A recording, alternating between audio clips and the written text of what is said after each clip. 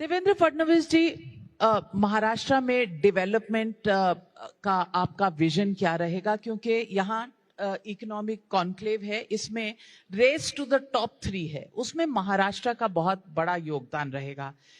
हाल ही में ऐसा देखा गया है कि बहुत से प्रोजेक्ट्स साउथ इंडिया में चले जाते हैं, बहुत से प्रोजेक्ट्स महाराष्ट्र से बाहर गए हैं। महाराष्ट्र का विजन क्या लेकर आए हैं आप?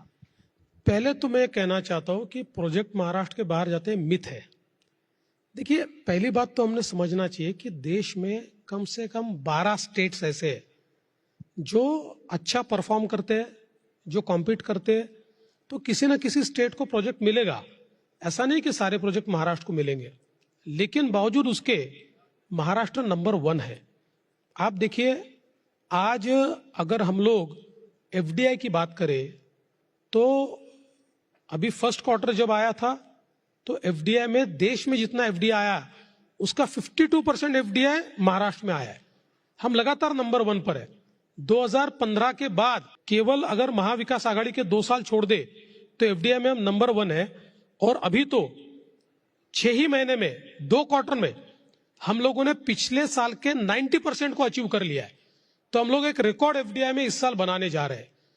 जहां तक स्टार्टअप की बात अगर आप ले लीजिए, लोग कहते हैं बेंगलुरु स्टार्टअप कैपिटल है, कोई कहता है हैदराबाद स्टार्टअप कैपिटल है, लेकिन देश के रजिस्टर्ड स्टार्टअप्स की संख्या को आप अगर देखें तो सबसे ज्यादा स्टार्टअप भी महाराष्ट्र में है, सबसे ज्यादा यूनिकॉर्न्स भी महाराष्ट्र में है। आज अगर हम लोग एक जो नई इकोनॉमी की बात करें, हम लोग हमेशा ये कहते हैं कि अभी डेटा ड्रिवन इकोनॉमी है और data has surpassed oil in its absolute value. लेकिन आज अगर देश की डेटा सेंटर कैपेसिटी का हम विचार करें, 65% of the data centre capacity of India is in Maharashtra, वो महाराष्ट्र में है। तो किसी भी हालत में महाराष्ट्र ये बहुत आगे बढ़ रहा है, बढ़ने वाला है। और हम we aspire to make Maharashtra $1 trillion economy. और Maharashtra is the first state कि जिसने $500 बिलियन का मार्क पार कर दिया है। बाकी स्टेट्स हमारे से बहुत पीछे, हम $500 बिलियन के आगे चले गए। और जिस तेजी से हम लोग एक प्रकार से विकास कर रहे हैं, मेरा विश्वास है कि किसी भी हालत में हम लोग 2032 तक बाय बिजनेस यूजुअल हम लोग $1 ट्रिलियन इकोनॉमी बनेंगे। हमारा प्रयास है 2028 से 2030 के बीच हम महाराष्ट्र को $1 ट्रिलियन इकोनॉमी बनाए।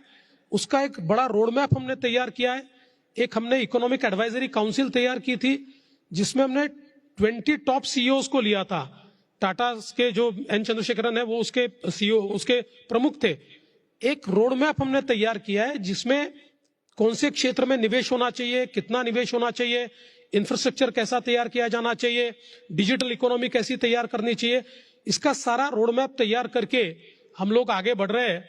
मेरा विश्वास है महाराष्ट्र कल भी नंबर 1 था, आज भी नंबर 1 है और कल भी नंबर 1 ही होगा। फडणवीस जी, नंबर 1 से आपने करके दिखाया है, तो आजकल आप नंबर 1 कहेंगे तो लोगों को विश्वास होगा।